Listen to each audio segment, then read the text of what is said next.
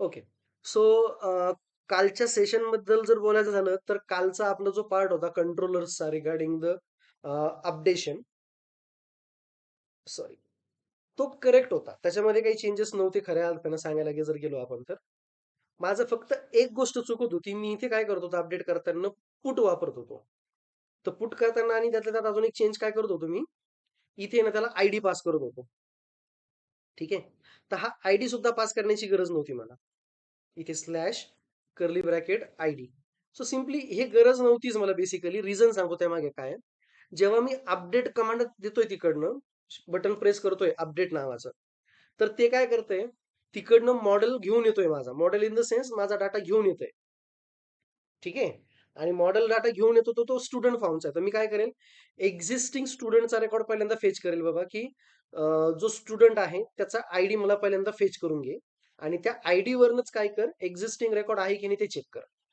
Obviously जो एडिटला आणलाय मी तोच अपडेट होणार आहे. जो डेटा सिस्टीम मध्ये नाहीच आहे तो कसं काय अपडेट होईल.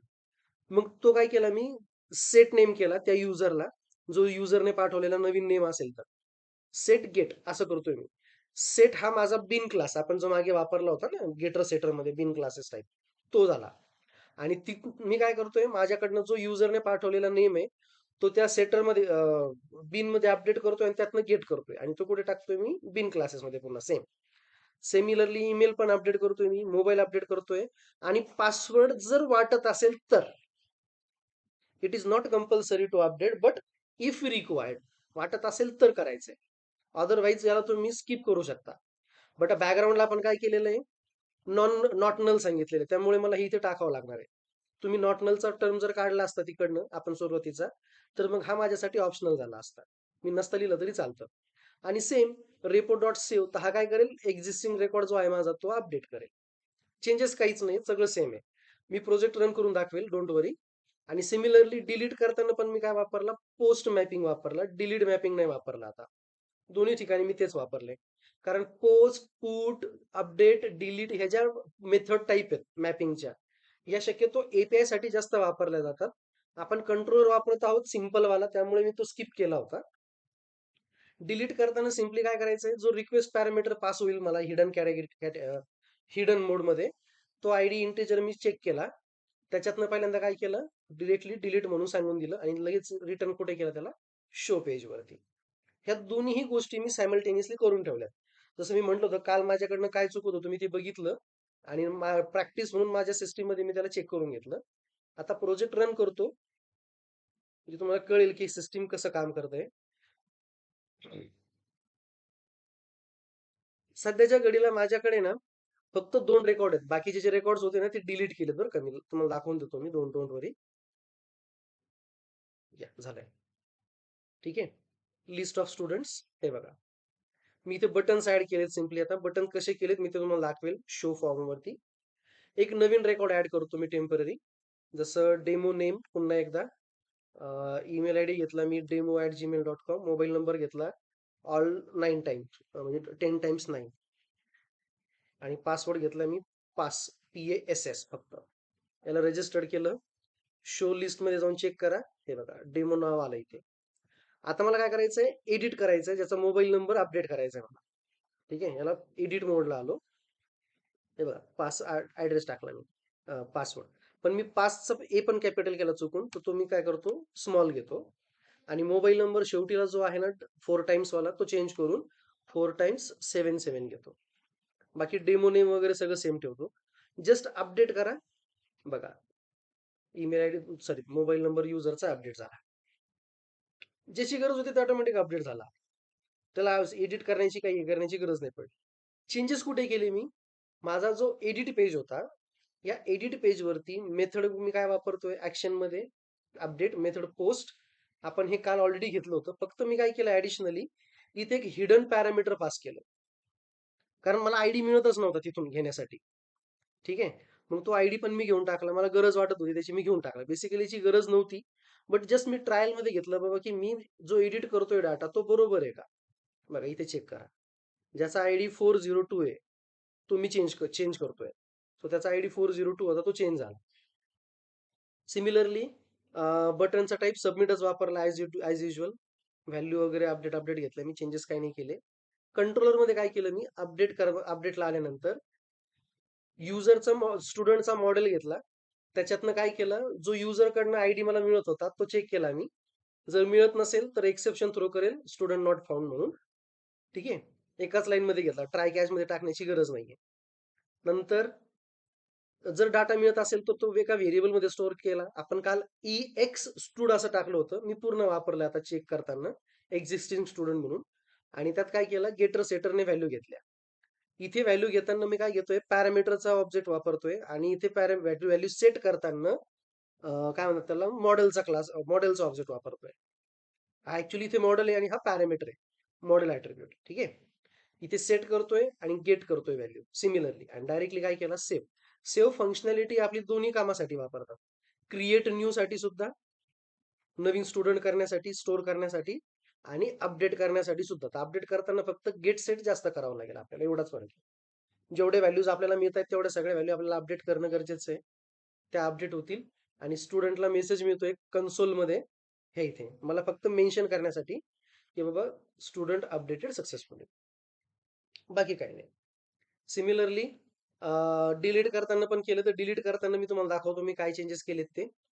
डिलीट करताना बघा, इथे एक डिलीट करताना सिम्पली एक फॉर्म वापरला मी, सेपरेट फॉर्म वापरलाय डिलीट करण्यासाठी. कारण ऍक्शन टाईप आहे माझ्याकडे, कारण मी डिलीट करतोय कंट्रोलरचा वापर करून, सिम्पली लिंक एक्झिक्यूट होणार नाही. तर त्यासाठी मी काय वापरला, एक फॉर्म वापरला. हा फॉर्म काय ऍक्शन परफॉर्म करेल, डिलीट नावाची, कंट्रोलर मधनं जिथे कुठे त्याला कंट्रोलर मध्ये मॅपिंग मिळेल डिलीट करताना, तो ती डिलीट करणार. मेथड टाईप पोस्ट वापरलं मी. मागे आपण बटन सिंपल लिंक वापरत होतो ना, ते लिंकच्या ऐवजी मी बटन वापरला आता इथे खाली फॉर्म मध्ये. इथे सुद्धा काय करतोय मी, हिडन टेक्स्ट वापरतोय 402. आणि इनपुट टाईप सबमिट वापरला, ज्याचं व्हॅल्यू घेतलंय डिलीट, म्हणजे हा बटन घेतला मी. आता जसं मला हा डेमो नेम जो होता तो डिलीट करायचा आहे, मी डिलीट केलं, जस्ट ऑटोमॅटिक तो डिलीट झाला. पाहिजे असेल तर याला मी रिफ्रेश करून दाखवतो, किंवा पुन्हा वापस येऊन दाखवतो शो पेज वरती, तर डाटा दिसणार नाही तुम्हाला, तो डिलीट झाला. ऍड करायचा असेल, डेटाबेस वरून पण डिलीट झाला. येस, डेटाबेस मधून पण डिलीट झाला. दाखवतो तुम्हाला ते पण.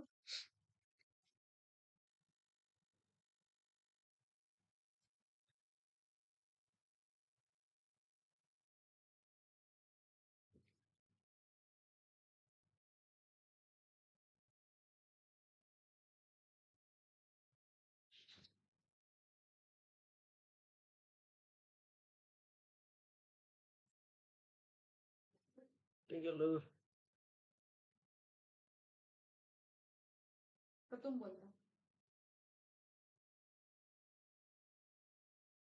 आहे. हे बघा, इथे फक्त सुमित आणि आता आपण चेंज करून बघूया परत. नाव ऍड करतो मी, जसं अभि विश्वकर्मा म्हणून वापरत होतो काल. काहीतरी एक ईमेल आयडी टाकूया temporary, abhi@yahoo.com, same 12345 email. Password टाकतो मी याहू. ओके, याला रजिस्टर्ड केलं. जस्ट परत एकदा कमांड रन करून दाखवतो डाटा आला की नाही. बघा, डाटा आलाय. आणि आता मला तोच डाटा फक्त डिलीट करायचा आहे, तर लिस्ट मध्ये जाऊन याला मी डिलीट म्हटलं. याला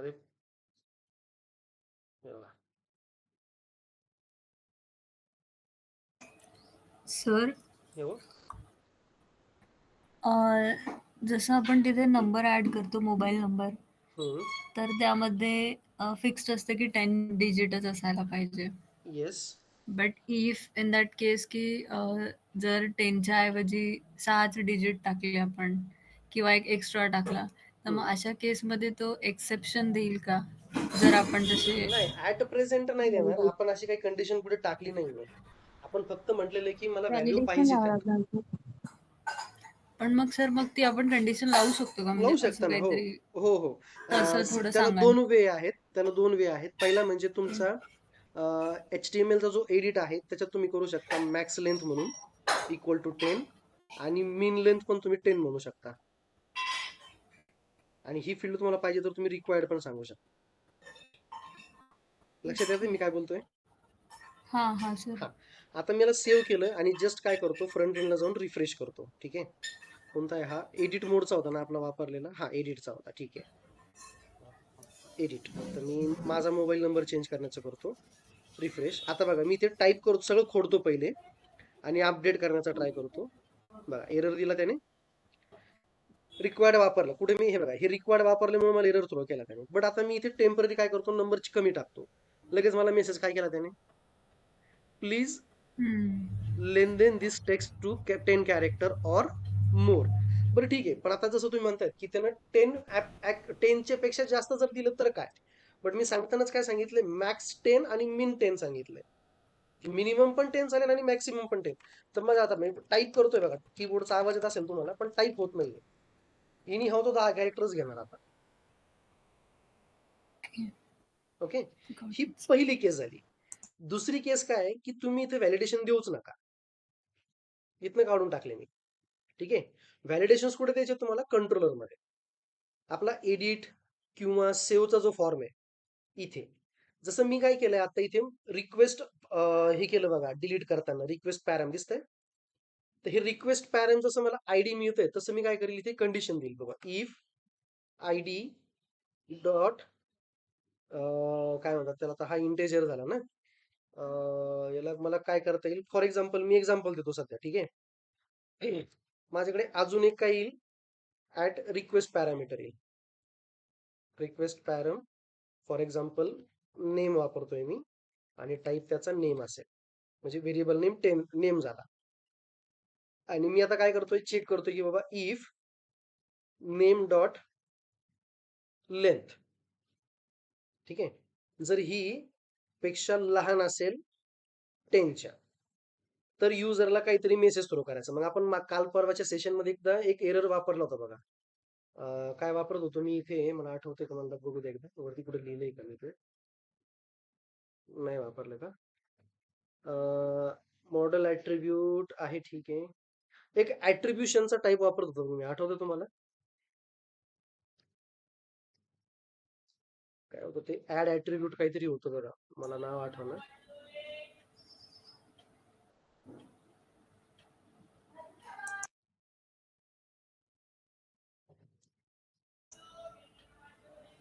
ऑटो ऍड का सर? नाही, ऑटो वायर्ड नाही. आपण एरर मेसेज सेट करत होतो ना, काहीतरी एक ऍट्रिब्यूट मध्ये सेट करत होतो बघा, ऍट्रिब्यूट डॉट ऍड काहीतरी वापरत होतो. Set attribute I think. नेमकं मला आठवणं ते. तिथे ते सेट करतो आपण. जसं की आता फॉर एक्झाम्पल सपोज मी ते काय टाकला, एक रिटर्न करतोय टेम्पररी. ठीक आहे, रिटर्न मेसेज रिटर्न करतोय मी काहीतरी,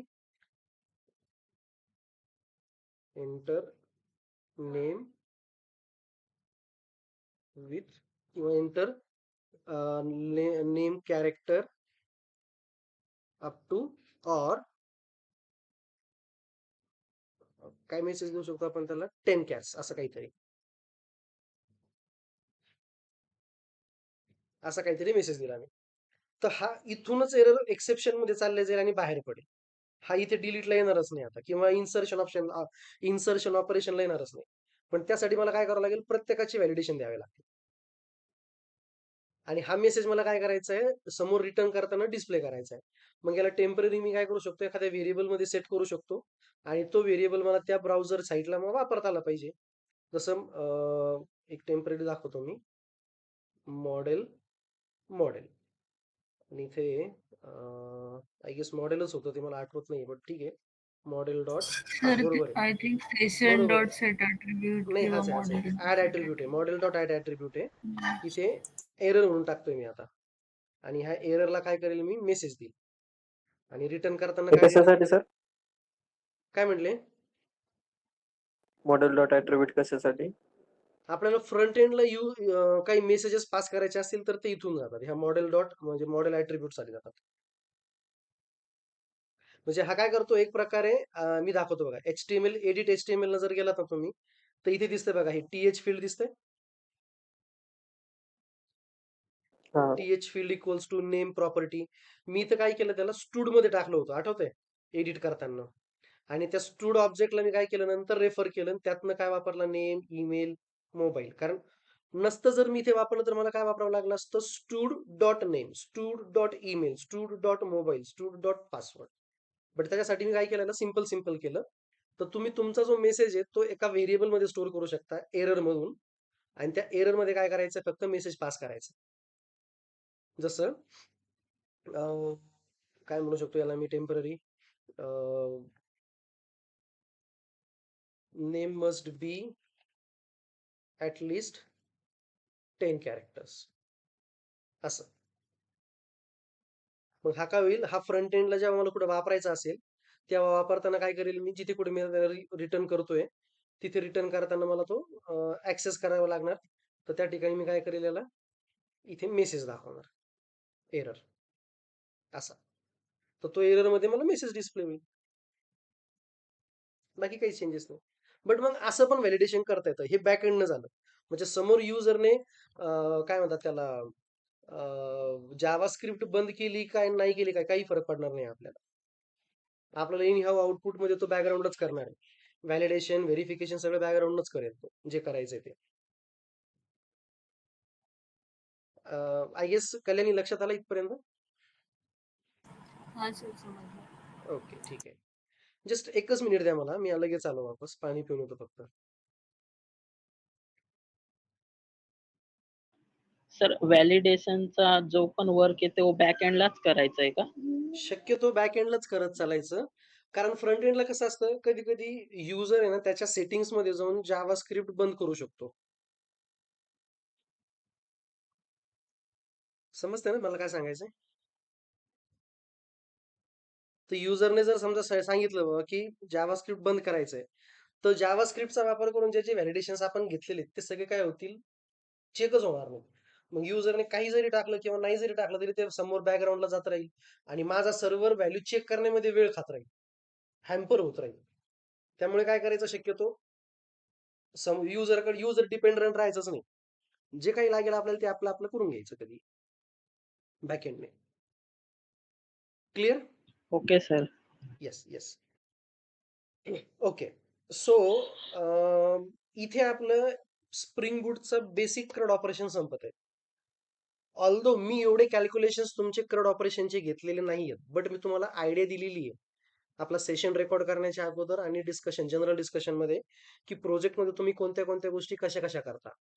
डाटा फेच करावा लागेल तुम्हाला कंट्रोलर मध्ये, आणि त्या कंट्रोलर मधनं डाटा आल्यानंतर, जसं इथं मी सिलेक्ट वगैरे वापरलं नाही अजून, बट डाटा जेव्हा तुम्ही सिलेक्ट कराल, तर सिलेक्ट करताना तुम्हाला तुमच्या व्हॅल्यूज कॅल्क्युलेट करायच्या आहेत. ठीक आहे. मग जसं मी जीएसटीचं एक्झाम्पल दिलं, एखाद्या बिलिंग सिस्टीमचं एक्झाम्पल दिलं, की किती प्रोडक्ट ऍड केलेत एखाद्या बिलिंग काउंटरसाठी, त्याने किती, एखाद्या ग्राहकाने किती प्रोडक्ट परचेस केलेत, त्याचं प्रत्येक प्रोडक्टचं price multiplied by product quantity. कारण जर एकच वस्तू तो दोनदा परचेस करतोय तर त्याचं बिलिंग 2 वेळेस व्हायला पाहिजे अर्थात. बट बिल 2 वेळेस जनरेट होणार नाही, बिल एकाच बिलमध्ये सगळे प्रोडक्ट येतील, बट त्याची काउंट 2 वेळेस होणार. मी एक्झाम्पल पण दिलं, साखर जर मी साधारणतः 5 किलो परचेस करतोय तर प्रत्येक किलोसाठी मला 50 रुपये देणे. तर 50 रुपये जर मी 5 वेळेस घेतलं तर 250 होतात. तर मग आता हे प्रत्येक वेळेस प्लस प्लस कशाला करायचं, सिम्पली मल्टिप्लिकेशन होतंय की. Sugar quantity multiplied, sorry, number of quantity of sugar multiplied by rate of sugar per KG. जर त्याने 250 ग्राम घेतले असेल तर ते पण करता आलं पाहिजे. डिवायडेड बाय 4 होतं ते, 50 डिवायडेड बाय 4. हाफ केजी घेतला असेल तर 50 divided by 2 multiplied by 0.2, sorry 0.2, not exactly 0.2, 0.5, आणि मल्टिप्लाइड बाय 0.25. 0.25 म्हणजे किती झाला, 250 झाला. अर्धा किलो म्हणजेच 0.5 झाला. हे क्वांटिटी कॅल्क्युलेशन जमलं पाहिजे तुम्हाला, बाकी सगळं सेमच होणार, बाकी कुठं काहीच नाही. आता मेन प्रॉब्लेम म्हणल्यापेक्षा प्रॉब्लेम नाही येतो त्याबद्दल, बट मेन जो आपल्याला टास्क कंप्लीट करायचा होता तो आजच्या सेशन मध्ये हा असणार, की आपल्याला वेब एपीआय समजून घ्यायचे. ठीक आहे. मी आता हा जो प्रोजेक्ट होता ना स्टुडंट वाला, हा टेम्पररी मी क्लोज करतो, त्यात काहीच ठेवत नाही, सगळं क्लोज करतो मी. ठीक आहे. प्रोजेक्ट इथेच बनवतो सेपरेटली, याला नाव देतो टेम्पररी मी स्टार्टर प्रोजेक्ट मध्ये, रेस्ट एपीआय डेमो. ठीक आहे. बट समजून घ्या पहिल्यांदा रेस्ट एपीआय म्हणजे काय, किंवा एपीआय म्हणजे काय. तर एपीआयचा फुल फॉर्म मी मध्यंतरी पण सांगितलेला होता तुम्हाला, ऍप्लिकेशन प्रोग्रामिंग इंटरफेस.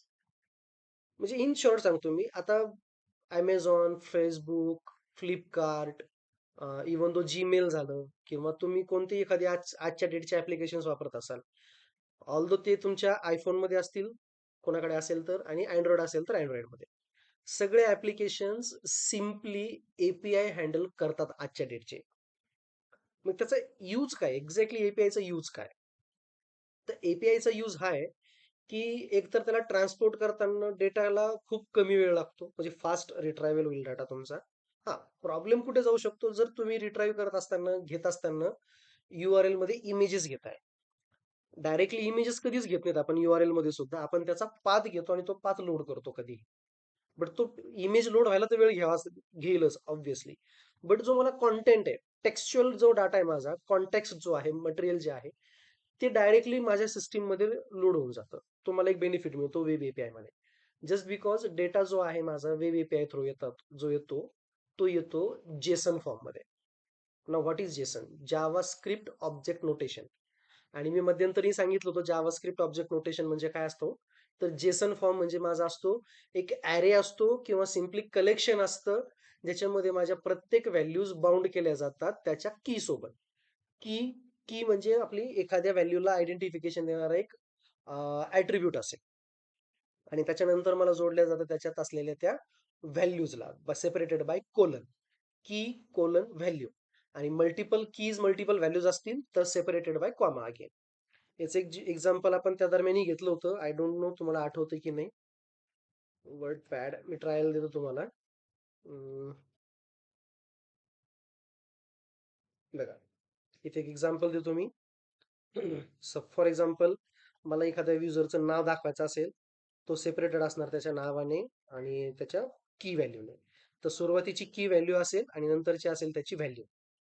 मला मल्टिपल व्हॅल्यूज दाखवायच्या ह्या युजरच्या, जसं की त्याचा मोबाईल नंबर, तो सेपरेट झाला माझा कोलन, आणि व्हॅल्यू सेपरेट झाले माझ्या कॉमाने. त्याच्यानंतर जसं मला इथे द्यायचं टेम्पररी, मोबाईलच्या नंतर त्याचा मोबाईल नंबर,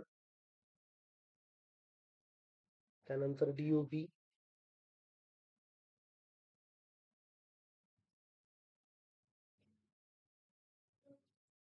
त्यानंतर ईमेल,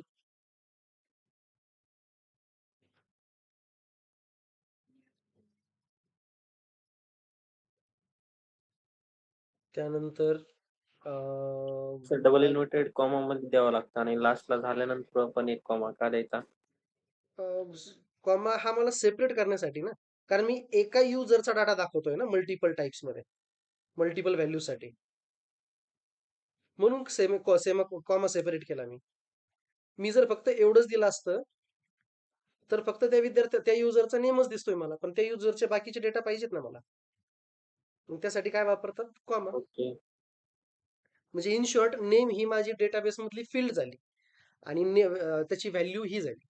इथे पुन्हा सेम, ही फील्ड ही त्याची व्हॅल्यू, ही फील्ड ही त्याची व्हॅल्यू. आणि तिथे काय आपलं टेबलमध्ये डायरेक्ट सेपरेट होतं ते लाईन्सने, व्हर्टिकल लाईन्सने. इथे तुम्हाला कॉमाने सेपरेट करायचं आहे, एवढाच फरक आहे. शेवटची व्हॅल्यू त्याच्यानंतर तुम्हाला कॉमा देण्याची गरज नाहीये, ऑब्व्हियसली तिथे लाईन संपते आपली. बट कधी कधी काय होतं, एखाद्या युजरकडे ना ऍड्रेसेस 2 असतात, जसं मी मागे म्हटलं होतं. ठीक आहे. सो मला ऍड्रेस आता 2 द्यायचे, तर 2 ऍड्रेस देताना काय होईल, इथे मला ऍरे प्रोव्हाइड करायचा आहे, तो हा ऍरे असेल. समजून घ्या मी काय काय सांगतो ते. ठीक आहे. म्हणजे कदाचित थोडं कॉन्फ्लिक्ट होऊ शकतं, तो प्रॉपर समजून घ्या. जसं रेसिडेन्शियल आणि परमनंट. तर इथे पण मला काय करावं लागेल, ऍरे वापरावं लागेल. आणि डायरेक्टली हा डायरेक्ट तसा नसतो, हा पण एका वेगळ्या काय त्याला कंपाऊंड स्टेटमेंट मध्ये एन्क्लोज असतो,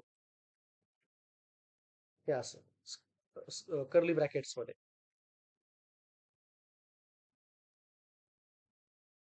आणि एकापेक्षा जास्त युजर जर मला मिळत असतील तर पुन्हा काय होईल, ह्याचा एक ऍरे क्रिएट होईल आणि ह्या प्रत्येक कर्ली ब्रॅकेट जो आहे माझा स्टुडंट्सचा, त्याचा काय असेल, सेपरेट असेल कॉमाने. हे असं असेल. तर हा माझा जेसन फॉर्म आहे, एक्झाम्पल मध्ये दाखवतोय मी.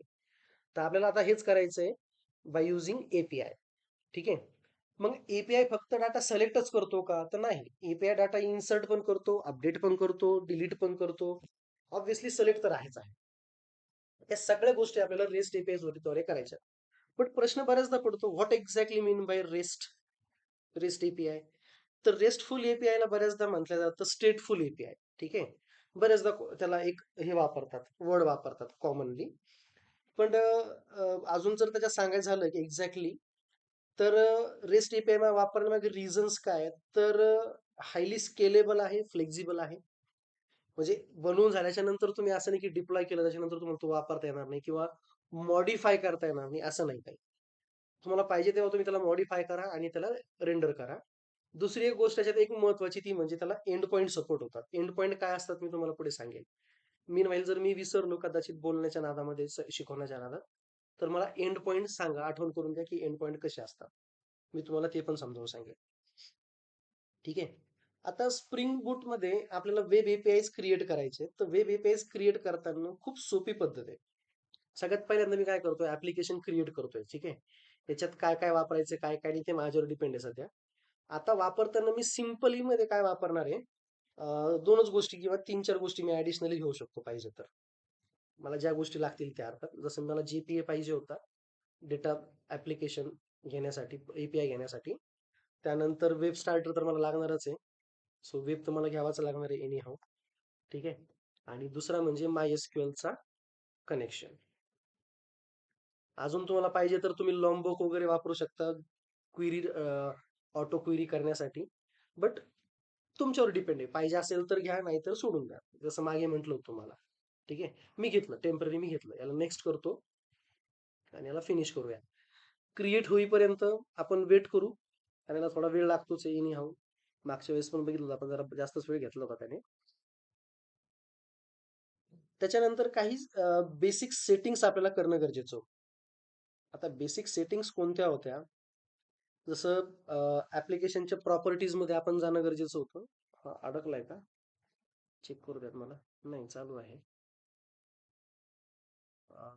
ग्रेडल प्रोजेक्ट बनवलाय का मी? चुकून नाही ना? नाही, मावेनच असणार. मला आठवत नाही मी ग्रेडल निवडलं की मावेन निवडलं होतं. आठवतंय काही? चेक कोणी बघितलंय? तसा प्रॉब्लेम नाहीये काही, बट जस्ट कन्फर्म करतोय मी. मॅवेन होते सर आय गेस. हा, नाही, ग्रेडलच आहे. ठीक आहे, काय हरकत नाही. ग्रेडलच होतं. No problem. असू दे, त्याला काही इश्यू नाहीये. चालेल ना, म्हणजे त्याने कमीत कमी ग्रेडेनचं त्यातले. वेगळं प्रोजेक्ट असते का सर डबल? हा, ग्रेडलचा प्रोजेक्ट वेगळा असतो. ऍक्च्युली, सॉरी, प्रोजेक्ट वेगळा इन द सेन्स तसं काही वेगळं नाही त्याच्या मागे.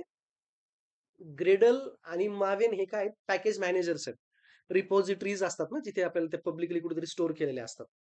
तेच मॅनेज करण्यासाठी, दुसरं काही नाही. मी बिल्ड डॉट ग्रेडल जर ओपन केली तिथे बघा, आणि मॅवेन मध्ये मग ग्रेडेन मध्ये काय फरक? तर पॅकेज लिहिण्याच्या पद्धतीमध्ये फरक आहे. ग्रेडल सुद्धा त्याच जार इम्पोर्ट करणार आणि मावेन सुद्धा त्याच जार इम्पोर्ट करणार आहे. हे बघा, आता मी ग्रेडल वापरतोय. हे बघा, ग्रेडल मध्ये काय काय केलं त्याने, डिपेंडन्सीज ऍड केल्या. कोणत्या कोणत्या? Database JPA, web starter, Lombok, MySQL connector, त्याच्यानंतर टेस्ट, त्याचं जे पाहिजे होतं. आणि जर तुम्ही फॉर्म फाईल वापरलात मावेनमध्ये, तर मावेनमध्ये फक्त काय, डिपेंडन्सीज, डिपेंडन्सी टाईप, ग्रुप आयडी आणि आर्टिफॅक्ट आयडी लिहितो आपण. फरक एवढाच आहे, म्हणजे लिहिण्याची पद्धत फक्त थोडीशी वेगळी आहे. अर्थातच पॅकेज मॅनेजर मावेन हा सेंट्रलाइज्ड आहे. ग्रेडल पण तिथनंच उचलतो बेसिकली, कारण तुम्ही जर वरती गेला तिथे बघा रिपॉझिटरी कुठून उचलल्यात त्याने, मावेन सेंट्रल वरून. म्हणजे तो मावेन फाईलच उचलणार. दोघांचं लोकेशन एकच आहे. फक्त काय म्हणतो आपण त्याला, मॅनेजिंग जे आहे, प्रोजेक्ट मॅनेजिंग जे आहे, हँडलिंग जे आहे, थोडंसं वेगळं आहे. बाकी काही चेंजेस नाही. चुकून तो घेतला गेला, पण जाऊ द्या. एक कमीत कमी तो दाखवण्यात तरी आला माझ्या आता.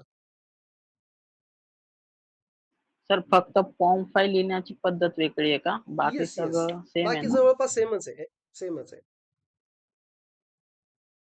बघा ना, इथे सुद्धा जावा आहे, इथे जावा आहे, खाली रिसोर्स, जावा टेस्ट, जावा रन टाइम लायब्ररी, मावेन डिपेंडन्सीज इथं आल्या.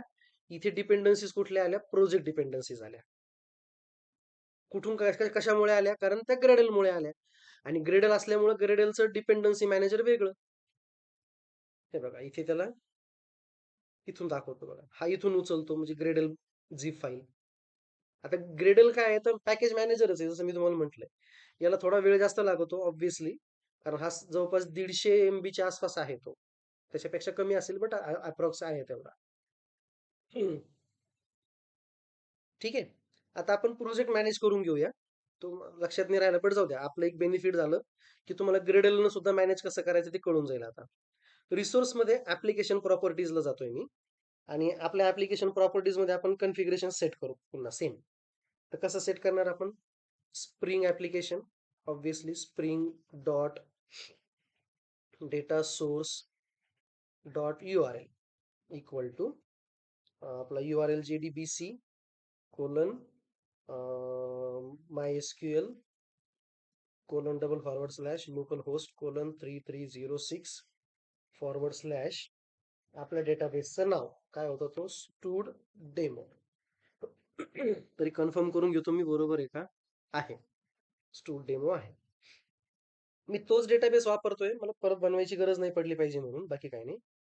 त्याच्यानंतर Spring dot data source dot user name equal to root Spring dot data source dot password equal to रूटच वापरलेला आहे मी. ठीक आहे. त्याच्यानंतर JPA साठी मला ज्या लँग्वेज डायलेक्ट लिहायचा आहे तो लिहून टाकूयात. Spring dot JPA dot properties dot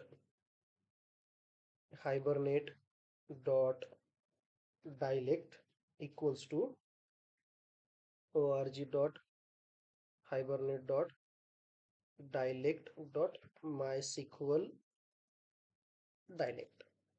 त्याचप्रमाणे DDL so Spring dot JPA dot Hibernate auto update. झालं काम.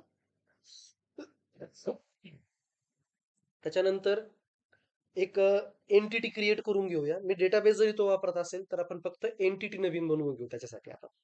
ठीक आहे. आता एंटिटी कोणती बनवतोय मी? स्टुडंटचा आहे म्हटल्यावर मी फक्त बुक्सचं वापरतो टेम्पररी. ठीक आहे. तर मी काय करतो जावा रिसोर्सेसमध्ये जातो. इथे एक पॅकेज ऍड करतो डेमोच्या खाली पॅकेज आणि याला नाव देऊया बुक्स. ठीक आहे. आणि याच्यात एंटिटी ऍड करतो म्हणजे काय करतो क्लास ऍड करतो. त्याला नाव देतो मी बुक आणि हे आपण ऑलरेडी मागे वापरले त्यामुळे नवीन काहीच नसणार यामध्ये. सिम्पलच आहे. सगळं काही मी नवीनच करणार पण त्यासाठी. ओके. जसं की @ entity @ table sorry name equal to books. त्याला अॅनोटेशन्स ऍड करून घेऊया. आता तुम्ही म्हणाल हे ऑलरेडी बनवलेलं आहे बनवायची गरज काय? तर बनवायची गरज नवीन घेतोय मी जरी डेटाबेस तो असेल तरी.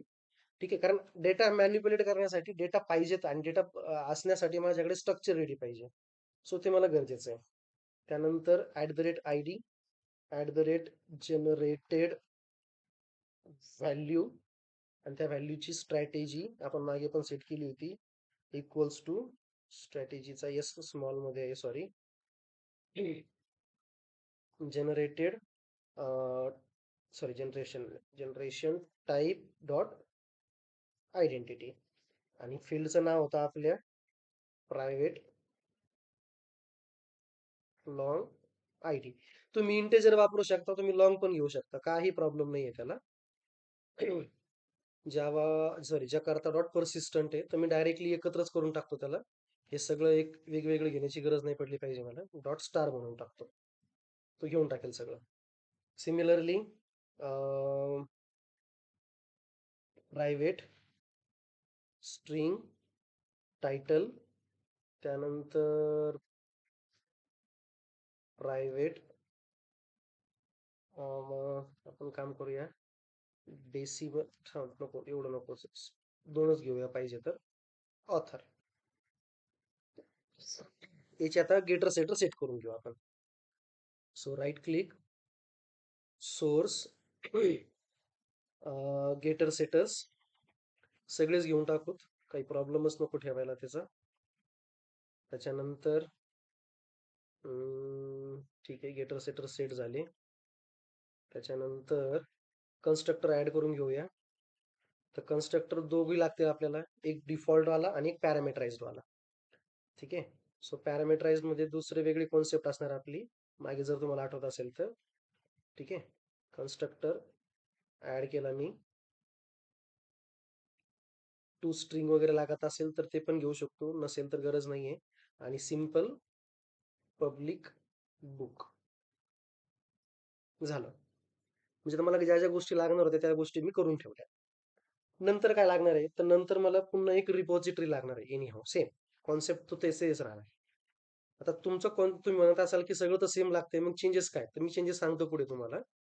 डॉट रिपोज रिपॉझिटरी लागणार आहे. तर क्लास क्लास नसेल तो, माझा इंटरफेस असतो. दरवेळेस ते चुकून मी क्लासच बोलतो त्याला. बुक रिपॉझिटरी शब्दशः अर्थ ऍड करतोय त्याच्यामध्ये मी, म्हणजे प्रॉब्लेम जाऊ नये म्हणून. आणि याच्यात मी एक्सटेंड करतोय पुन्हा. काय एक्सटेंड करतोय मी? JPA repository. आणि याच्यात मला बुक्स ऍड करायचे आहेत आणि त्याचा टाईप असला पाहिजे लॉग डेटामध्ये. ठीक आहे. सो बुक्स इम्पोर्ट करायचे. बुक येतो, बुक्स नाहीये. सो बुक इम्पोर्ट होईल आणि इम्पोर्ट झालं. ठीक आहे. आता रिपॉझिटरीचं काम झालंय माझं, कारण बाय डिफॉल्ट तर रिपॉझिटरीमध्ये ऍड, सेव्ह, त्यानंतर डिलीट, त्याच्यानंतर सिलेक्ट, फाइंड बाय आयडी वगैरे सगळं येऊन जातं. त्यामुळे याच्यात जास्त चेंजेस करण्याची गरज नाही पडत आहे. आता प्रश्न कुठे आहे आपला? प्रश्न हा आहे की मला कंट्रोलर बनवायचा. सो कंट्रोलर बनवताना मी क्लास बनवणार आहे. ठीक आहे. क्लास बनवणार आहे. हवं तर तुम्ही एक सर्व्हिस लेअर पुन्हा ऍड करू शकता, तुम्हाला पाहिजे असेल तर, बट गरज नाहीये. ऑनेस्टली सांगतो मी, त्याची गरज नाहीये. सिम्पली तुम्ही तुमचं काम करून घेऊ शकता. डायरेक्ट काय करायचंय, एक कंट्रोलर बनवायचं आहे. त्याला आपण क्लास देऊया, जसं की बुक्स कंट्रोलर किंवा बुक कंट्रोलर असं नाव देऊया. बुक्स नको, बुक देऊया फक्त. पॅकेज नाही बनवलं का आपण कुठे याच्यात? ठीक आहे, याला पॅकेज पण देऊन टाकू आपण. com dot example dot demo dot controller. कंट्रोलरच्या आतमध्ये माझा क्लास बनला बुक्स कंट्रोलर. ठीक आहे. आणि मला हा जो कंट्रोलर आहे, आता हा कंट्रोलर काय करायचा आहे, वेब API साठी वापरायचा आहे. बघा, मागचा जो कंट्रोलर होता आपला, कुठला? नॉर्मल ऍप्लिकेशन मधला, तो नॉर्मल होता, तो सिंपल होता कंट्रोलर म्हणून. तुम्हाला जर दाखवायचं झालं तर बघा, मी दाखवतो. तो कंट्रोलर मध्ये मी सिंपल कंट्रोलर लिहिला होता तो. पण आता मला सिंपल कंट्रोलर नाही पाहिजे, मला काय पाहिजे? हा वेब API साठी कंट्रोलर पाहिजे. सो त्याला लिहिताना कसं लिहितात? अॅनोटेशन मध्ये रेस्ट कंट्रोलर. आता रेस्ट कंट्रोलर हा पुन्हा जकार्ता मध्ये आहे, तिथून तुम्हाला तो ऍड करायचा आहे, म्हणजे अर्थात स्प्रिंग बूट मध्ये आहे तो. ठीक आहे. तिथून मी त्याला ऍड केलं अॅनोटेशन्स म्हणून. आता सगळ्या गोष्टी तर लागणारच आहेत मला, त्यापेक्षा मी याला काय करतो, स्टार देऊन टाकतो. पुन्हा लागेल नाही लागेल त्या गोष्टी कशाला घेत बसायचं परत. ठीक आहे. आता याच्यात पुन्हा सेम कॉन्सेप्ट, जसं प्रायव्हेट आपला रिपॉझिटरी क्लास कोणता आहे? तो बुकवाला. So book repository book repo. Repository class add करून घेऊया. ओके. आता याची युजेस करायचे. युजेस कसे कसे असतील, काय काय असतील ते फक्त समजून घ्या. खूप सोप्या गोष्टी त्याच्यात. यात नवीन लॉजिक असं काही वापरायची गरज नाहीये तुम्हाला. बघा, @ सेम गेट मॅपिंग. मला डाटा पहिले मिळवायचा आहे, तर मॅपिंग करताना मला काय करायचं, इथे मी जो म्हंटल तुम्हाला, मला आठवण करून द्या एंड पॉइंट देताना. ठीक आहे. सो पहिल्यांदा मी पब्लिक लिहितोय, get list book get books. आणि तर आपण private book repository equal to book का रेपो का घेतो डबल? कुठलं? वरचं सर, गेट मॅपिंगच्या लाईन नंबर 11 म्हणताय तुम्ही? हा सर. हा. तर रिपॉझिटरी मला ह्या रिपॉझिटरीचे जे फंक्शन्स आहेत ह्या क्लासमधले ते वापरता यायला हवेत ना. गेट, डिलीट, अपडेट सगळे वाले. म्हणून आपण त्या रिपॉझिटरी इकडे इम्पोर्ट करतोय आणि त्याचे फंक्शन ऑब्जेक्ट बनवून इथे पास करतोय. बघा मी दाखवतो तुम्हाला. रिटर्न बुक रेपो डॉट काय म्हणतात त्याला फाइंड ऑल म्हणून फंक्शन. हे फाइंड ऑल आणि हा फाइंड ऑल काय करतो दरवेळेस रिटर्न काय करतो तुम्हाला लिस्ट बघा किती दिसतोय रिटर्न ऑल इन्स्टन्सेस. तर हा लिस्ट म्हणजे काय म्हणतो हा नंबर ऑफ आयटम्स आपल्याला रिटर्न करतो. ऑल इन्स्टन्सेस म्हणजे लिस्ट रिटर्न करतो. म्हणून आपल्याला काय करायचं त्याला काही चुकतंय का माझं नाही ना बुक तर बरोबर घेतलं. अच्छा ते लिस्टमुळे एरर दिला त्याने ठीक आहे. इम्पोर्ट जावा डॉट युटील आणि आता बुकचा इश्यू रिझॉल्व्ह होईल माझा. आता मला इथे तो पूर्णपणे लिस्ट रिटर्न करेल. म्हणून काय करतोय आपण त्याला या फंक्शनला हे फाइंड ऑल फंक्शन जे इनबिल्ट आहे माझ्याकडे रिपॉझिटरीज मध्ये ते मला वापरता यायला हवं होतं म्हणून मी इकडे वापरलं त्याला त्याच्या रिपॉझिटरी क्लासचा ऑब्जेक्ट बनवला इंटरफेसचा सॉरी. ठीक आहे. Okay sir. ओके. आता पहिल्यांदा जस्ट चेक करू की मला हे मिळतंय का. ठीक आहे. मी पहिल्यांदा काय करतो ते रिटर्न मध्ये सिंपली हे असंच राहू देतो सॉरी एक पुन्हा एक गेट मॅपिंग करतो. गेट मॅपिंग फॉरवर्ड स्लॅश मध्ये आणि युजरला मला टेम्पररी मेसेज दाखवायचा आहे. पब्लिक स्ट्रिंग रिटर्न करतोय मी इंडेक्स काहीतरी. ठीक आहे. आणि रिटर्न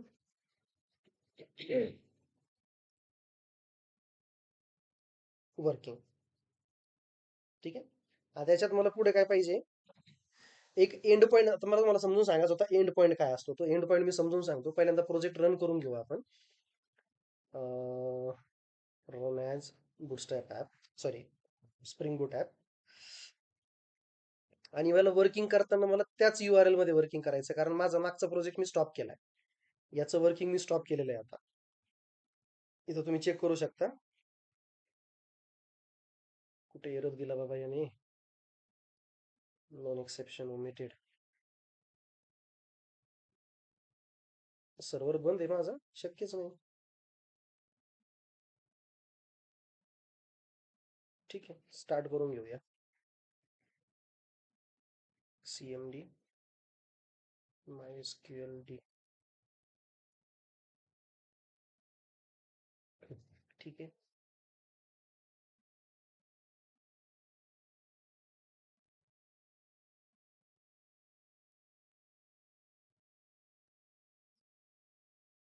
काहीतरी चुकतंय का काहीतरी इश्यू जातोय का त्याला बघू द्या मला. Packet send successfully but no response. ठीक आहे. रेस्ट एपीआय करावं लागतं का सर आधी? काय म्हणले. ते रेस्ट एपीआय मध्ये करावं लागतं का काही? पोस्टमॅन ऍप असतो त्याच्यात. एक मिनिट.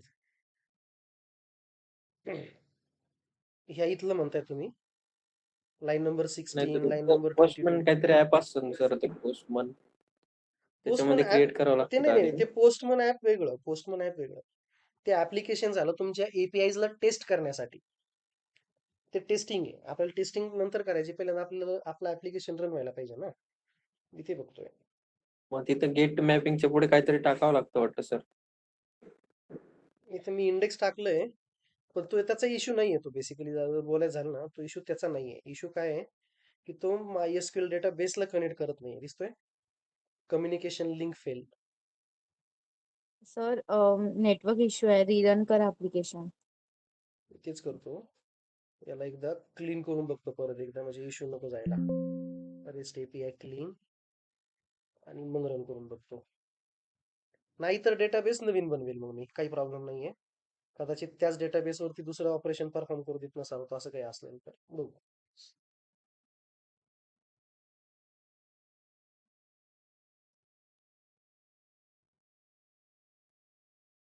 नाही. डेटाबेस वेगळा असू शकतो सर. तो स्टुडंटचा होता ना आता या बुकचा आहे. नाही आम्ही सर. वापरताना स्टूडचाच वापरला ना. हे बघा दिसतंय सर स्टूड डेमो. हा बोला बोला. बिल डॉट ग्रॅडल मध्ये एकदा जा केल्यात का इथं? बिल डॉट हा, ग्रॅडल इथं लोकल होस्टचं स्पेलिंग सर. कुठलं आपल्या नाही नाही प्रॉपर्टी फाईल मध्ये. हा स्पेलिंग चुकली. हा येस. तिथं ते आता होणार. तेच म्हणलं मी काहीतरी चुकतोय कशामुळे. स्पेलिंग चुकली. त्याने एरर पण तसा दिला नाही, त्यानं काही एरर प्रॉपर द्यायला पाहिजे होता. ठीक आहे, काही प्रॉब्लेम नाहीये. तो कनेक्शनचा दिला ना, तर हम्म. तिथं ते URL चा इश्यू. झालंय का चालू? हा, झालंय चालू. आता मी माझ्या ऍप्लिकेशनला आहे ना सिम्पली होमवर रन करतो. म्हणजे कुठला? हा फॉरवर्ड स्लॅश. व्हाईट लेबल्ड आहे, गेट आहे, ठीक आहे. गरज नाही पडत आहे त्याची. म्हणजे एरर तिथं पण नाही दिला त्यानं. आता एरर कुठे दिला तो? Rest API handler ambiguous. ठीक आहे. आता ॲम्बिगियस म्हणतो तो. ॲम्बिगियस म्हणजे तुमची मेथड रिपीट होते बाबा, असा त्याचा अर्थ आहे. ठीक आहे, काही प्रॉब्लेम नाहीये. आपण कंट्रोलर मध्ये जाऊन चेंजेस करून घेऊया मेथडचे. याला क्लिअर करतो मी लॉग मेथडला, आणि इथे जो प्रकार आहे तो त्याला चेंज करतो मी, जसं की स्लॅश इंडेक्स. आता याला टाईप करून बघूया स्लॅश इंडेक्स होतंय का. Slash index not found. का रे बाबा? रेस्ट कंट्रोलर तर दिलाय ना, आता अॅनोटेशन व्हायला तर पाहिजे होतं. एरर पण नाही दिला त्याने काही. Not found 404. ठीक आहे, याला काहीतरी वेगळं देतो मी. तुमचा आवाज नाही आला मला, प्लीज कन्फर्म कराल. रन नाही झाला अजून. रन झालं नव्हतं त्याच्यामुळे तो तिकडे अपडेट नाही केला. नाही, झालं ना, झालं अपडेट झाला तो.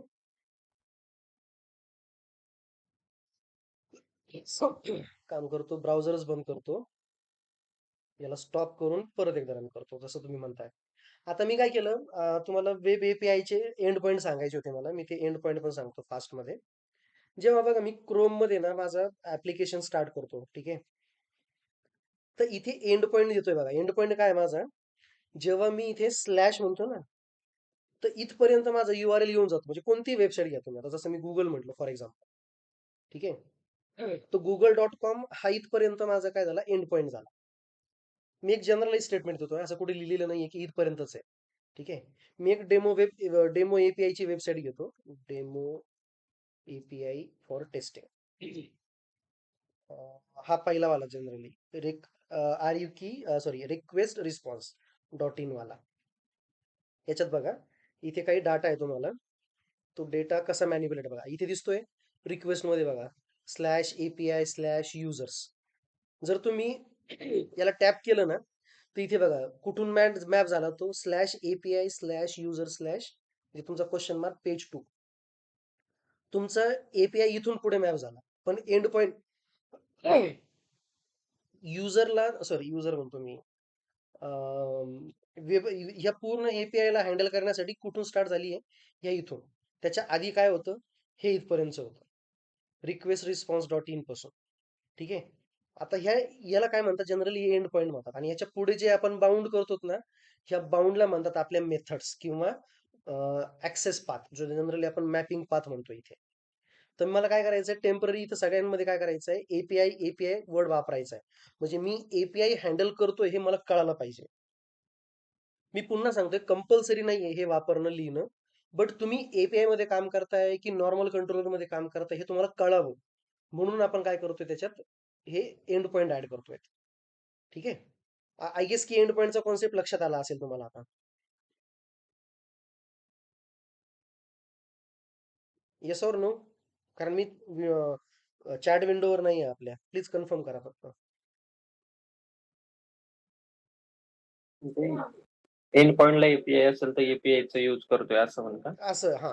आता मी मुद्दाम त्याला काय करतोय? API पासून पुढे जातोय. दिसतंय API/इंडेक्स म्हणजे माझं वर्किंग होतं APIचं.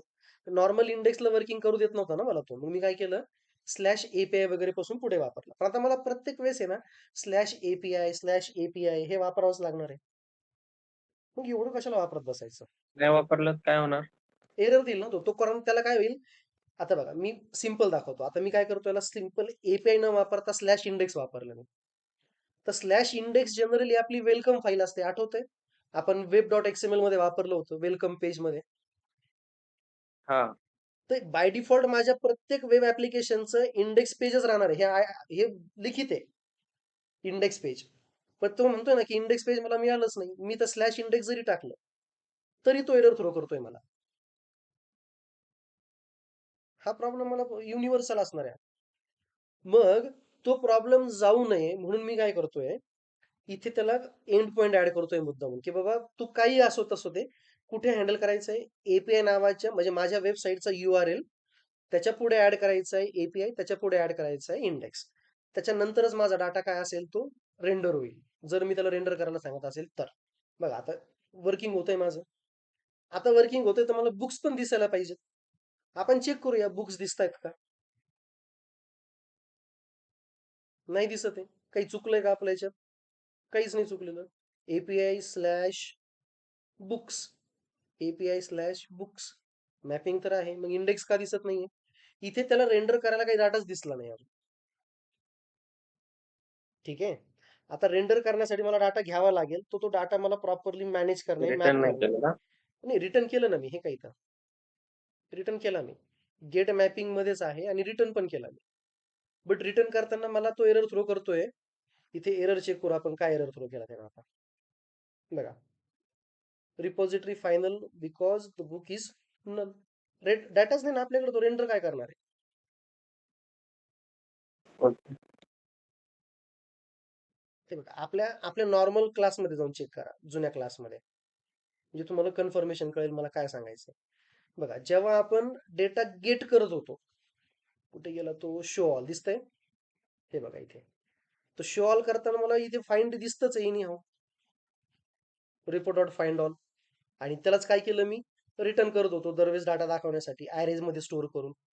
पण मी सिम्पली फाइंड ऑल जरी म्हणत असेल तर मला डाटा दिसला पाहिजे होता ना. बट तो दिसत का नाहीये, कारण बॅकग्राऊंडला डेटाच नाहीये. मग आपल्याला काय करायचं, आता डेटा क्रिएट पण करायचा आहे. मग क्रिएट करताना पण same concept, @ post mapping. Post mapping करताना एपीआय मध्ये जर मी बुक्स जात असेल, पुन्हा मी कुठे जातोय, बुक्सला जातोय, पण मेथड टाईप कोणती माझी, पोस्ट आहे. तर काय करायचं त्याने, मेथड वापरायची save sorry string save books. आणि याला काय पास करायचंय मला, बुक ऑफला. याला काय पास करतो आपण जनरली, रिक्वेस्ट बॉडी असतं ना, आपण काल रिक्वेस्ट बॉडी वापरलं ना त्याला, बुक बुक. आणि याला रिटर्न करूयात, रिटर्न ॲडेड सक्सेसफुली. बस एवढंच. आता हा बुक्स ऍड होतोय का तो चेक करून घेऊ. पण कोणता टाईप असला पाहिजे, मेथड टाईप असला पाहिजे, गेटवाला. आता इथे बघा मी काय म्हणतो, तो बुक्स किंवा बुक्स काहीतरी चुकतंय का माझं. This application has no explicit mapping for this 500. Authentication error दिला त्याने, दिसतोय ऑथेंटिकेशन एरर. हा 500चा अनऑथराइज्ड ऍक्सेस आहे इन शॉर्ट. तर जसं तुम्ही मागे मला बोललात कोणीतरी, तर मी पोस्टमॅन वापरतोय आता. ठीक आहे. पोस्टमॅन मध्ये मी काय केलं, एपीआय पर्यंतचा डाटा कॉपी करून घेतो. लक्ष द्या, मी लगेचच पोस्टमॅन पण घेतोय बरं का, म्हणजे तुम्हाला कोणाला कामी पडेल हे फ्युचरमध्ये. ठीक आहे. हे मागचं सगळं मी क्लिअर करून टाकतो इकडे. होते का क्लिअर मला बघू द्या, मला याची गरज नाहीये. Delete, close, discard changes, plus आणि इथे टाईप. ठीक आहे. आता मी गेट करतोय पुन्हा बुक्स वन, सेम.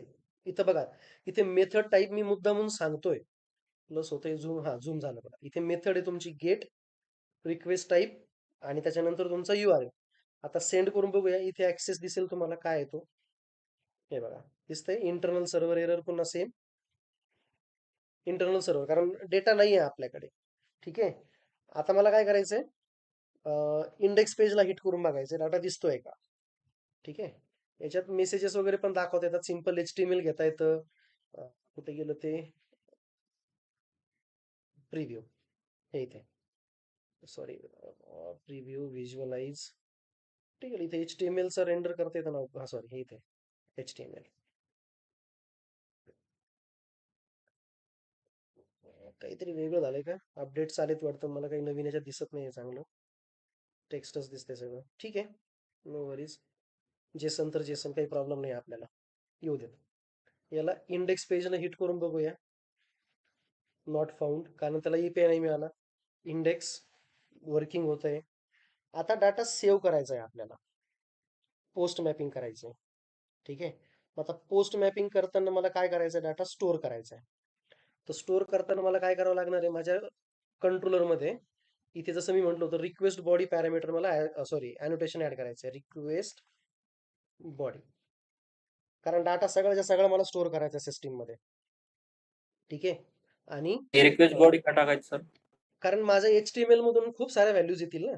कारण आपण आर्ग्युमेंट सॉरी आपण कंट्रोलर मध्ये बनवताना सॉरी कंट्रोलर नाही, आपण एंटिटी मध्ये बनवताना किती व्हॅल्यू बनवलेल्या आहेत? ऑथर, टायटल आणि ID 3 व्हॅल्यू टाकलेल्या आहेत. तर 3 व्हॅल्यूच्या 3 व्हॅल्यू मला यायला पाहिजेत ना फ्रंट एंड मधनं क्रिएट होण्यासाठी. बेसिकली ID तर आपण देणारच नाही, आपण फक्त काय देणार आहेत? टायटल आणि ऑथर. तर ह्या दोन गोष्टी मला समोरून घ्यायच्यात युजरकडनं. मग तो पूर्ण बॉडी पार्ट घेणार, जो फॉर्म एलिमेंट असतो ना आपला, तो पूर्णच्या पूर्ण फॉर्म एलिमेंट मला इकडे हँडल करता आला पाहिजे. म्हणून वापरताना काय वापरलाय मी? Request body. पूर्ण HTML चा फॉर्म टॅग, बॉडी टॅग जो आहे तो पूर्णच्या पूर्ण इकडे येऊन जाईल. आणि त्या रेपोला मला काय करायचंय आता? बुक रेपो मध्ये त्याला सेव्ह करायचंय. कुणाला? या बुकला. हा बुक्स काय असला पाहिजे? पोस्ट मेथड मध्ये असला पाहिजे. आता त्याला मी पोस्ट मेथड मध्ये टाईप करून बघतो होतंय का. एरर तर येणारच आहे, any how I know that. फक्त बघूयात आपण डाटा जातोय का बॅक एंडला. बुक्स मेथड फक्त पोस्ट वापरली बघा. मेथड नॉट अलाउड, कारण कदाचित सेम सेम होतंय त्यामुळे असं होऊ शकतं. याला मी चेंज करतो, क्रिएट बुक्स. चालेल, आता याला टाईप करूया आपण, चेंज करू. Create books, sorry send not found. काय issue? Create slash books API slash create slash books. Compile झाला नव्हता की काय एरर आला त्याला? झालाय कंपाईल वगैरे झालाय. ठीक आहे, स्टॉप करून परत एकदा स्टार्ट करतो मी, बघूयात काय होतंय.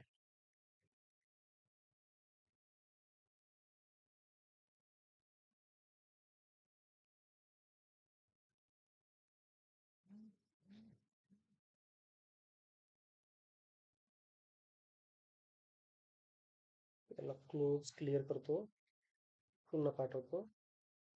Bad request 400. आता बॅड रिक्वेस्टचा काय आलं? 400चा म्हणजे तुमच्याकडनं जो डाटा त्याला पाहिजे होता तो डाटा त्याला मिळत नाही. मग आता इथे तुम्हाला की आणि व्हॅल्यू पास करायच्या आहेत. ठीक आहे. पॅरामीटर्स मध्ये इथे तुम्ही बॉडी मध्ये पण म्हणू शकता फॉर्म डेटा. इथे की पास करायची तुम्हाला, आणि की सरळ सरळ कॉपी पेस्ट करून आणायच्या कधी टेस्टिंग करताना, कारण चुकायला नको. जसं की टायटल बुकचा, इथे मी बुकला टायटल पास करतोय. त्याच्यात नाव ठेवू, सपोज देऊया ॲडव्हान्स प्रोग्रामिंग. आणि दुसरा आहे ऑथर. सो ऑथर पण आपण पास करूया, ऑथर डेमो. ठीक आहे. आता याला पास करून बघू बरोबर जात आहे का सगळं. Unsupported media type. रिटर्न करताना मीडिया टाईप सपोर्टेड नाहीये, ऑब्विस आहे. कारण रिटर्न करताना जेव्हा मी त्याला रिटर्न म्हणतोय डाटा काहीतरी, तर रिटर्न करताना मी त्याला रिटर्न टाईप सांगितलंच नाहीये त्याचा media type. So media type मला सांगावं लागेल त्याचा. बघतो मी त्याचा मीडिया टाईप काय आहे त्याचा. त्याच्यातच आहे की इथे द्यावं लागेल. कुठे द्यावं लागेल तो media type? Just a second, मी माझ्या नोट्स मध्ये चेक करतोय.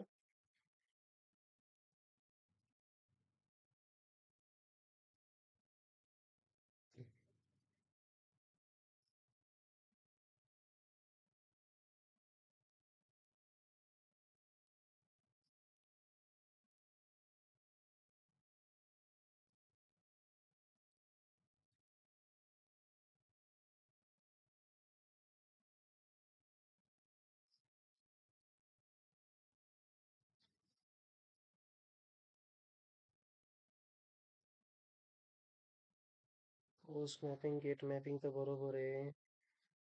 मॅपिंग पण बरोबर दिली आहे.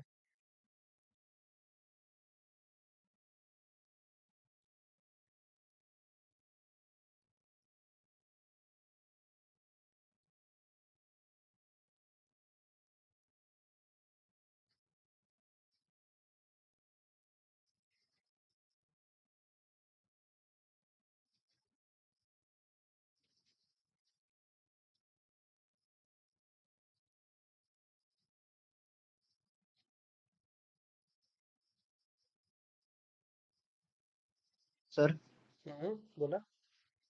पोस्टमन मध्ये हेडर सेट केलायत का आपण? हेडर्स गरज नाही पडत. नाही नाही तिथं सॉरी ऑथ नाही ना, आपण एक तिथं ऑथेंटिकेशन ऑप्शन आहे टाईप. ना की आपण हो ना, पण आपण ऍक्च्युली सध्या घेता का? ऑथेंटिकेशन टाईप वापरत नाहीत ना आपण टेम्पररी. हा इंटरफेस वर घेता का सर पोस्टमनच्या?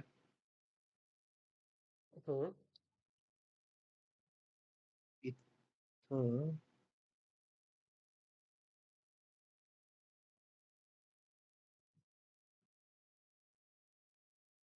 एक ऑथरायझेशनला फक्त क्लिक करता. ऑथरायझेशनला का? हा. सर रॉ पण यूज करतो काहीतरी रॉ. पॅरम पॅरम्स ठीक आहे. हा इथं की आणि व्हॅल्यू टाकावं लागेल सर आपल्याला.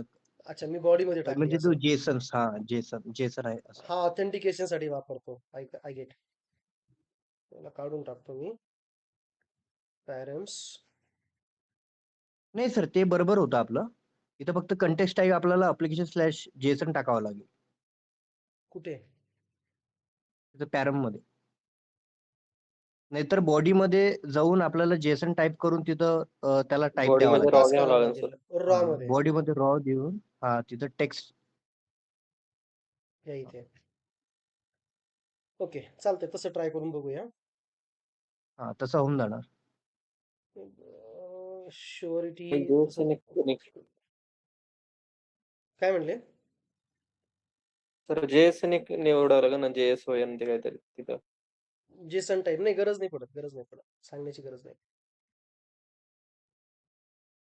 टायटल कोलन त्यानंतर ऑथर टायटल त्याचा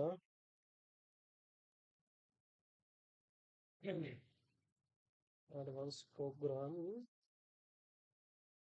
ABC ऑथर.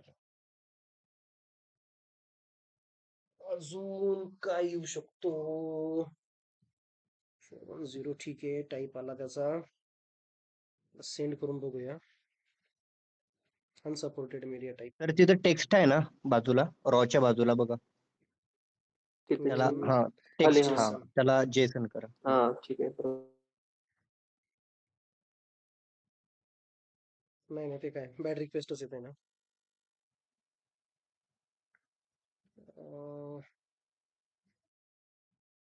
सर तो जेसन ब्रॅकेट चुकलंय सोडून सर दुसरा आपलं. असतो ना, ते कर्ली ब्रॅकेट सोडून तो दुसरा एक यूज करा ब्रॅकेट. सर आता हिट करा सर. बघूयात काय होतंय. इंटरनल काय येत आहेत असे एरर्स आपल्याला. सर तो दुसरा ब्रॅकेट यूज करा ना. कोणता? स्क्वेअर वाला? नाही, स्क्वेअर सोडून तो. हा राईट.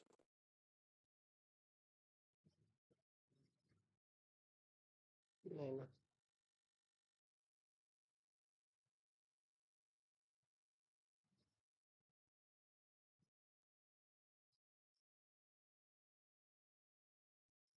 दोन्ही पण इश्यू देतात ते.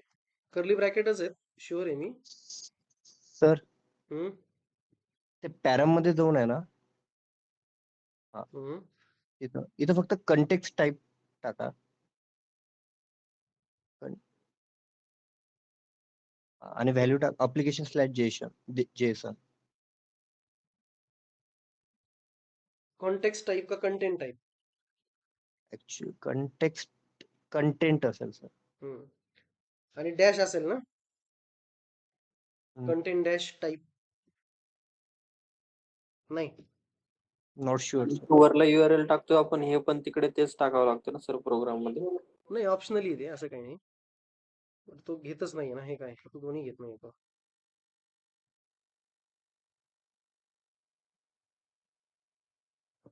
कोणताच घेत नाही तो. बेसिकली डायरेक्ट असं व्हायला पाहिजे होतं. एरर काय येतोय मला बघूयात एकदा, एरर काय आलाय. कॅन नॉट इनव्होक बिकॉज, ठीक आहे ना, इंडेक्सला काही प्रॉब्लेम नाही, मला इंडेक्सचा काही इश्यू नाही आहे, पण बाकीचा डाटा तर क्रिएट व्हायला पाहिजे. Books body raw JSON type post मॅपिंगच केली ना आपण, सॉरी.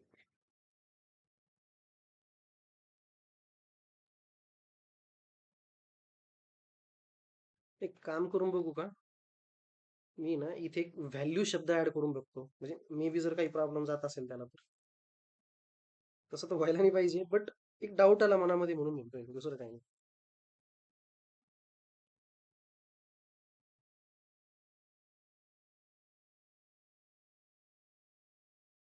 क्लिअर करून घेऊ सगळं.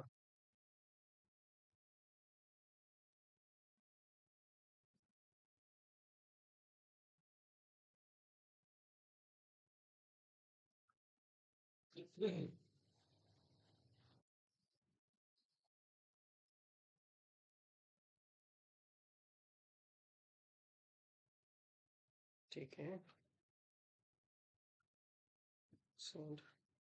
Sir URL API create books आहे ना? सॉरी, इकडे जे टाकलं ना सर, ते इथं टाकावं. तरी घेत नाही तो. आणि मी बुक्सला गेट करण्याचा प्रयत्न जरी केला सिम्पली, तरी घेऊन नाही राहिला. ठीक आहे. 500 म्हणजे अनऑथराइज्ड ऍक्सेस तर तो आहे. URL तिकडे जे टाकलाय ना, तो इकडे वरी टाका त्या. कुठला URL? हा सर, इथे जे टाकलंय ना तुम्ही गेट मॅपिंगचे पुढचं व्हॅल्यू होते API, ते तिथे पण टाकावं लागतं. इथून हे पूर्ण कॉपी केलं मी, कुठे टाकायचं म्हणताय तुम्ही? तिथे तो वरी, इथे वरी इथे. इथे नाही का गेटच्या तिथे. हा ठीक आहे. आणि हा पोस्ट मेथड होता माझा, दिसतोय मी पोस्ट मॅपिंग केली आहे. इथे API ला डबल आला, फक्त तो सिंगल काढून टाकला मी, पण तो ऍक्सेस 500 देतोय मला, अनऑथराइज्ड ऍक्सेस, मी हे म्हणतोय. सर एकदा एरर चेक करता का कन्सोलला? नाही येते नाही रे काय, हे एरर वेगळे आहेत.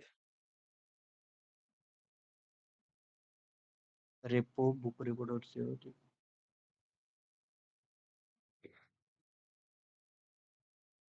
सर हम्म, जी आपली बुक रेपोजिटरी आहे, हम्म.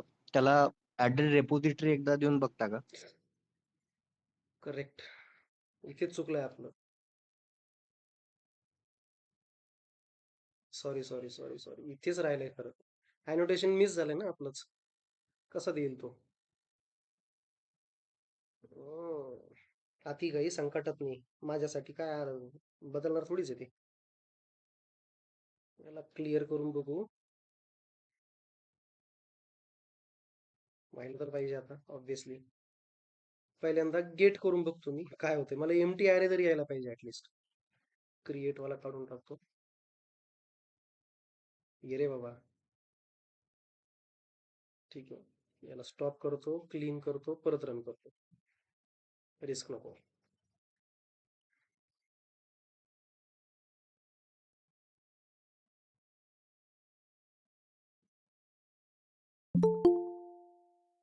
इतक्या लेट?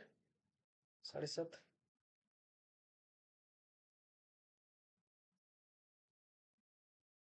क्लिअर. ठीक आहे, आता पोस्ट करून बघूया डायरेक्ट.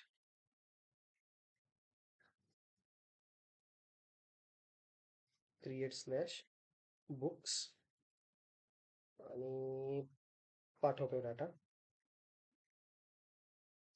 इंटरनल सर्व्हर एरर, काय एरर देतोय? सेम एरर नसावा म्हणजे झाला आता.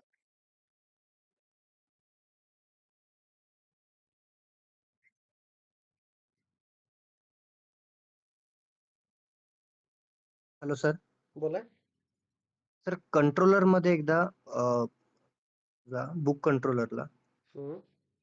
इथं लाईन नंबर 13 ला @ऑटोवायर द्या ना.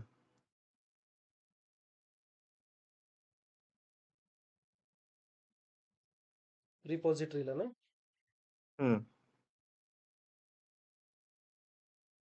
किती बेसिक बेसिक गोष्टीच राहत आहेत माझ्याकडनं आज. अरे ये रे बाबा, का अडकला आता? कंट्रोल शिफ्ट ओ करा सर.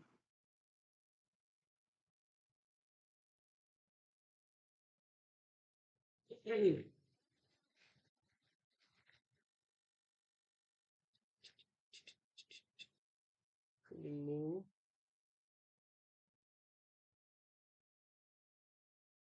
Set. नाही, तरी देखील सेम इश्यू आहे. ठीक आहे, परत एकदा स्टॉप करू, क्लीन करून मग करून बघू. याला पण आता वेगळा दिवस घेतो का काय माहिती. सगळं तर व्यवस्थित चालू आहे.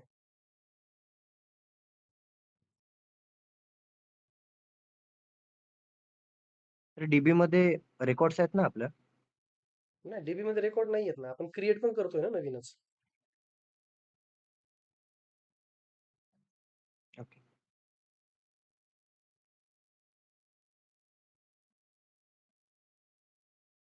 बुक्स तयार झालं, रेकॉर्ड नाहीये, पण आपण क्रिएट करायला लावतोय ना त्याला.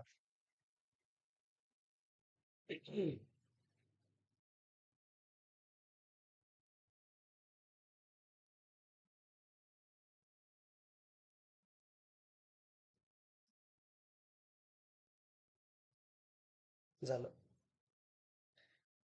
ऑटो वायर्ड म्हणून राहिलं होतं कदाचित. झाला डाटा ऍड.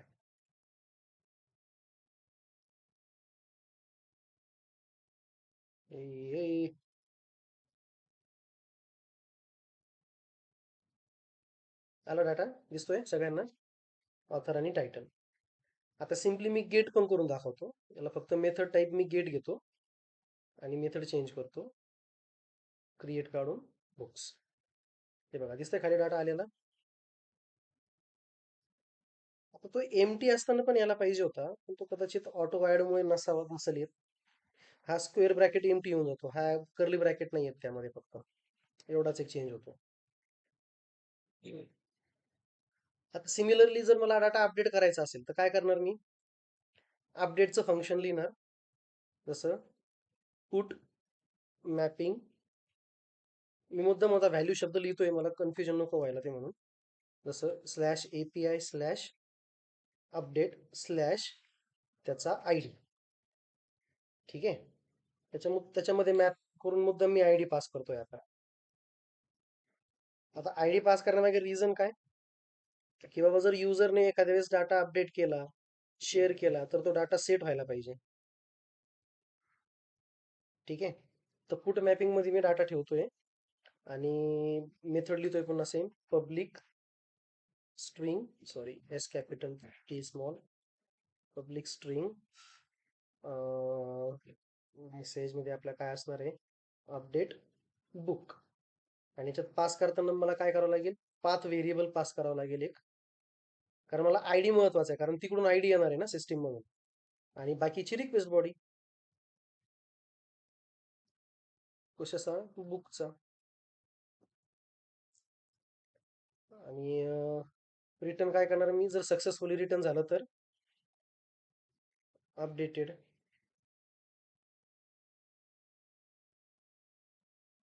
आता अपडेट करण्यासाठी आपलं लॉजिक तर रेडीच आहे. सगळ्यात पहिल्यांदा आपण बुक घेतो, सिस्टीम मध्ये असलेलं existing book equals to book, book नाही ते बुक रेपो आहे. Book repo dot find by ID. त्याला आयडी पास करणार मी, म्हणजे इथं काय होईल? मला त्याचा डाटा मिळेल. डॉट गेट राहिलं, मिस झालं होतं ते. बाकीचं मग सगळं जसं आपण आता केलं होतं तसं same. X book existing book dot set author, book मधनं आलेला author. Similarly x book dot set title. ते कशासाठी सुटेबल? डबल म्हणजे आपण अपडेट करतोय ना रेकॉर्ड युजर कडनं फ्रंट एंड मधून. ओके ओके आपण नाही का आता केलेलं युजरचा स्टुडंटचा डाटा अपडेट केला होता. सेम कॉन्सेप्ट, फक्त वेब एपीआय थ्रू. आता युजरला इंटरफेस न दाखवता आपण बॅकग्राऊंड न करतोय. ओके त्याच्यात अजून काय राहील? हा, गेट टायटल आणि शेवटीला काय असणार?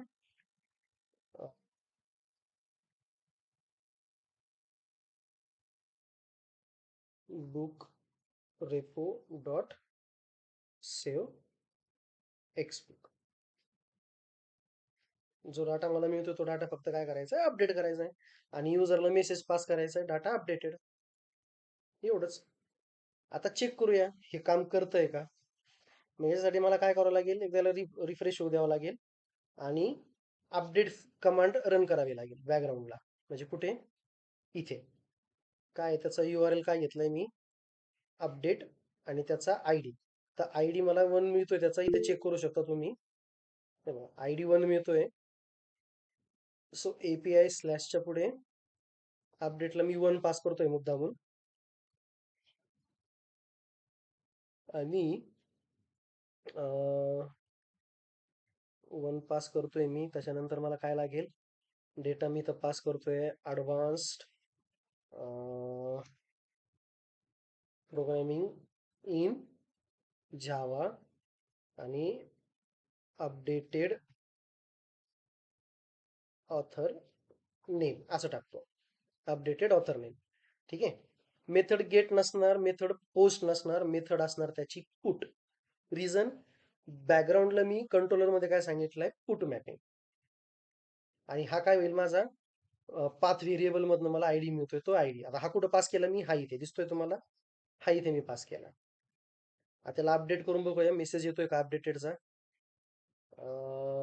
यायला पाहिजे होता. Path not found. का रे बाबा?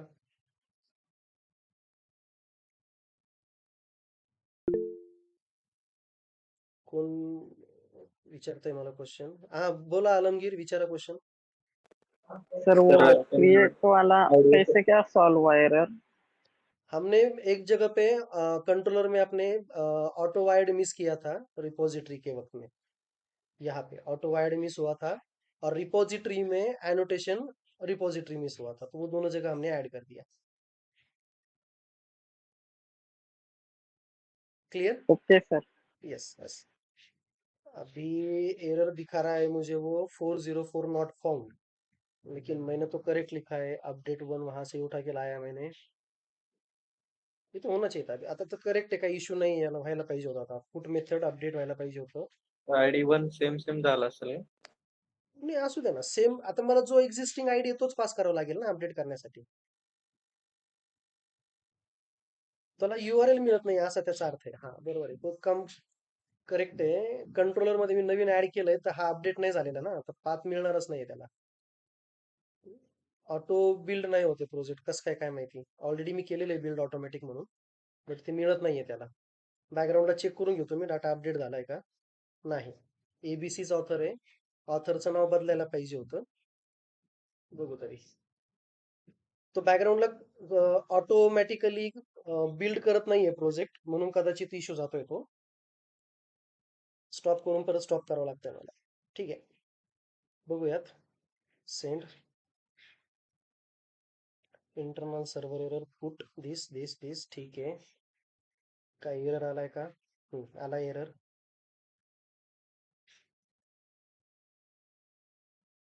Name for argument type long not specified. हा, इथे चुकलं माझं. इथे व्हॅल्यू सांगितलीच नाही ना मी. आयडी व्हेरिएबल जो आहे माझा पाथ व्हेरिएबल, तो आयडी इथून उचलायचा ना त्याने, तर तुम्ही सांगितलंच नव्हतं त्याला. मला स्टॉप करून परत एकदा स्टार्ट करतो मी. क्लीन बिल्ड कुठे दिसतंय का याच्यात? ठीक आहे, जाऊ द्या, इथूनच घेतो.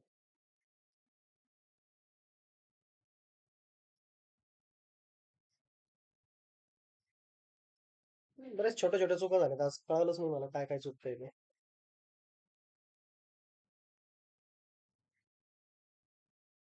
बेसिकली मला नाही वाटत तसं काही इश्यू जायला पाहिजे त्याचा, बट ठीक आहे, बघू. त्याला नाव मिळालं नाही म्हणून थ्रो केला त्याने, बघूयात काय होतंय. झाला अपडेट. तो आयडी मी म्हणजे त्याला इथे आयडी देण्याचं विसरलो होतो मी. व्हेरिएबल पाथ काय म्हणून कन्सिडर करायचा त्याने. तो आयडी त्याला मिळाला ॲज अन आयडी 1 2 3 जो काही म्हणून मी पास केला तो त्याला व्हॅल्यू सेट केली आणि बाकीचं सगळं. आता याला चेक करू बॅकग्राऊंडला डाटा काय येतोय तो. बघा, updated author name advance programming in Java. आपण जे काही इथं सेट केलं होतं. मी पुन्हा चेंज करतोय. इथं माझं नाव टाकतो फॉर एक्झाम्पल सध्या आणि सेट करतोय. अपडेटेड रिफ्रेश करतो मी. Author name Amol Gaikwad. Clear. इथेच काय चुकलं होतं मी ते पण सांगतो. इथे मी पाथ व्हेरिएबल तर सांगतोय, पण पाथ व्हेरिएबल मध्ये मी पाथच सांगितलं होता, कारण इथे काय म्हणतोय मी आयडी मला घ्यायचा आहे. तर आयडी मला सांगावं लागेल पाथ व्हेरिएबल मध्ये तिथून व्हॅल्यू उचलायची त्याची. आणि तो नॉर्मल आहे डाटा माझा ॲट आयडी म्हणून. तर हा व्हेरिएबलचं नेम मला प्रोग्राम मध्ये यूज करायचा आहे. आलेला डाटा जो घ्यायचा आहे तो इथे पिक करेल, व्हॅल्यू सेट करेल, म्हणजे तिकडनं पहिल्यांदा फेच करेल.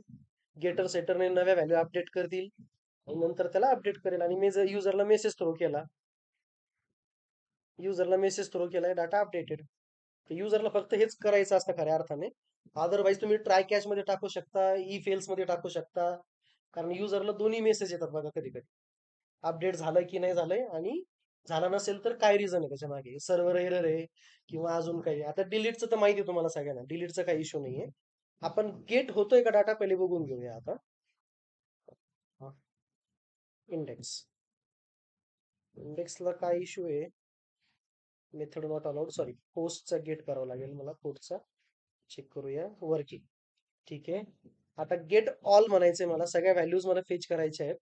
So gate mapping slash API slash books, याला चेक करतो मी माझं बरोबर काम करतंय का. आता एंटर दिसतंय बघा खाली डाटा आलाय आपला. आता आपण काय करूया, एका नव्या टॅब मध्ये मी नवीन क्रिएट करतो मुद्दा म्हणून. क्रिएट बुक्स, बॉडी नवीन ऍड करतो. मेथड पोस्टच आहे. इथे लिहितो मी C and C plus plus basics demo author. याला सेंड करतो. डाटा क्रिएट व्हायला पाहिजे. 2 रेकॉर्ड दिसले पाहिजेत आपल्याला आता. सो 2 रेकॉर्ड साठी मी काय करतो, गेट करतोय, बुक्सला पुन्हा हिट करतोय. बघा 2 रेकॉर्ड दिसत आहेत तुम्हाला, ऍडव्हान्स प्रोग्रामिंग आणि आयडी. आता प्रश्न हा पडतो पुढे आपल्याला, की जर मला एपीआय मध्ये डाटा असा मिळतोय कर्ली ब्रॅकेट्स मध्ये, ॲरेज मध्ये, की आणि व्हॅल्यू मध्ये कोलनचा वापर करून, तर तो डाटा फ्रंट एंडला दाखवायचा कसा. तर ते आपण नेक्स्ट सेशन मध्ये घेऊया. फक्त उद्याचं कन्फर्म करा, उद्या सेशन घ्यायचं का. कारण तसं आता महाराष्ट्र दिन आहे, कामगार दिन म्हणून आपण म्हणतो त्याला, 1 मे. तर पब्लिक हॉलिडे आहे, तर तुम्ही वर्किंग म्हणजे आपण सेशन घ्यायचं की नाही घ्यायचं ते मला सांगा. कारण संडेला आपला मिस झाला. बेसिकली माझा बर्थडे असल्यामुळे मिस नाही घेतला त्या दिवशी, बट आता वेळ आहे तर आपण घेऊ शकतो. Belated happy birthday sir. Thanks. Recording stop करतो मी.